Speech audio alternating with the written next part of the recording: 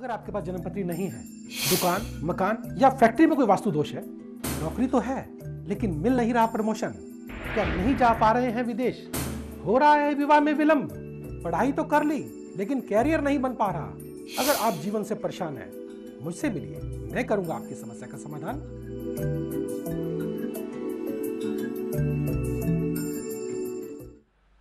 नमस्कार मित्रों, वरदान चैनल में स्वागत है। आप देख रहे हैं हमारा विशेष कार्यक्रम जीवन दर्पण। हमारे साथ रोज की तरह स्वामी सुशील जी। स्वामी जी प्रणाम। प्रणाम। स्वामी सुशील जी एक अनोखा व्यक्तित्व।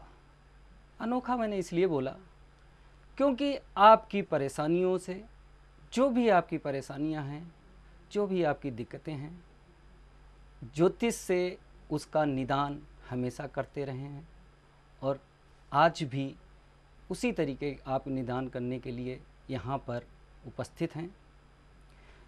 उन्होंने वैज्ञानिक के स्टूडेंट रहे हैं वो, और ज्योतिष का गहन अध्ययन किया।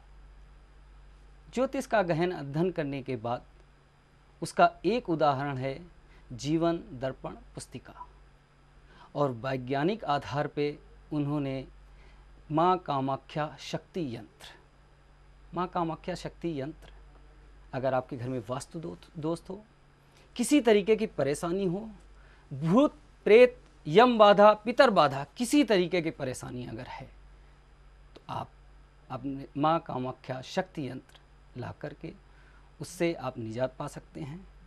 और जीवन दर्पण पुस्तिका 5 साल का प्रेडिक्शन, 5 साल का उन्होंने, अगर आपके साथ में कुछ गलत हो रहा है, कुछ परेशानियां आपके आ रही हैं, फ्यूचर में आने वाली हैं, और आपको पता लग जाए कि हमारे साथ में इस तरीके की परेशानियां आ रही हैं, और उसके छोटे छोटे सुंदर सुंदर उपाय, तो इससे ज़्यादा और किसी को क्या चाहिए।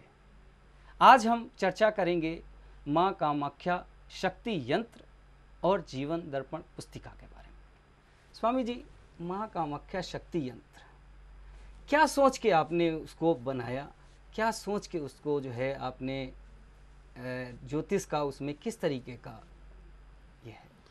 देखिए, वास्तु का चलन बहुत ज़्यादा हो चुका है, इसमें कोई संदेह नहीं है, और प्रत्येक व्यक्ति जो है अपने घर को या दुकान को या अपने प्रतिष्ठान को या फैक्ट्री को वास्तु के अनुकूल जो है उसने बनाने की कोशिश भी की है। और आज लगभग सब लोग इससे परिचित हैं कि जी हमारा जो है मंदिर जो है वो ईशान कोण में होना चाहिए, हमको जो है उत्तर की तरफ जो है मुख करके बैठना चाहिए, या हमारा जो सोने का जो कमरा है, शयन कक्ष है, वो नैऋत्य कोण में होना चाहिए, या किचन हमारा जो है वो आग्नेय कोण में होना चाहिए। आज प्रत्येक व्यक्ति इससे जो है परिचित है।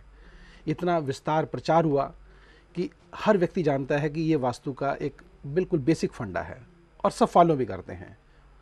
लेकिन उसके उपरांत भी जब परेशानियां बढ़ती जाएं, या लगे कि नहीं जी घर पे जाते ही जैसे कि ग्रह कलह हो जाए, या टेंशन हो जाए, या लड़ाई झगड़े हो जाएं, और घर काटने को दौड़े, ऐसा लगे कि बाहर निकलो, या आप प्रतिष्ठान में जाएं तो लगे कि कोई ग्राहक ही नहीं आ रहा, या आमदनी तो हो रही है लेकिन बच कुछ नहीं रहा, ऐसा क्यों हो रहा है, या फैक्ट्री चलते चलते बंद हो गई, ऐसा क्यों हो रहा है तो वास्तु का ही कारण। लेकिन उसमें ऐसी क्या बाधा है कि हमने सब कुछ वास्तु के अनुकूल किया, लेकिन फिर भी हमको जो है लाभ नहीं हो पा रहा है। बहुत अध्ययन किया, बहुत जगह में गया, सबका वास्तु भी इसी तरह से ठीक करते रहे, लेकिन अंततः इसी नतीजे पर पहुंचे कि इसका प्रभाव जो है वो हमें बहुत कम मिल पा रहा था। उसका कारण क्या था?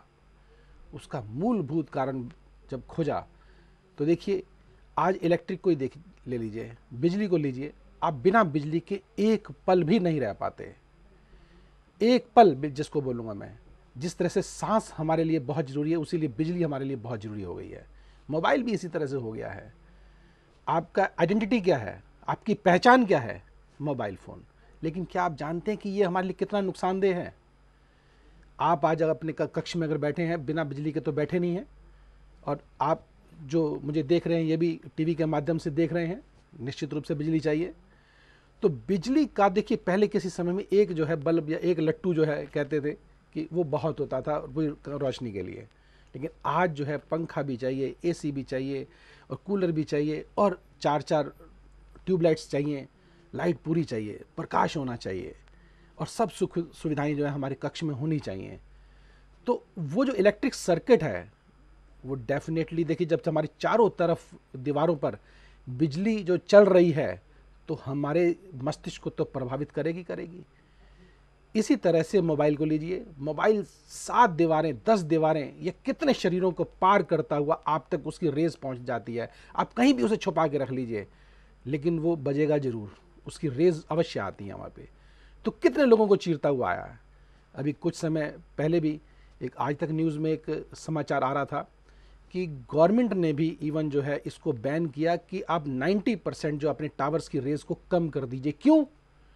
क्योंकि कैंसर जैसी बीमारियां, मानसिक तनाव जैसी बीमारियां जो हैं वो लोगों को हो रही हैं, बढ़ती जा रही हैं और उसका कारण ये रेज है।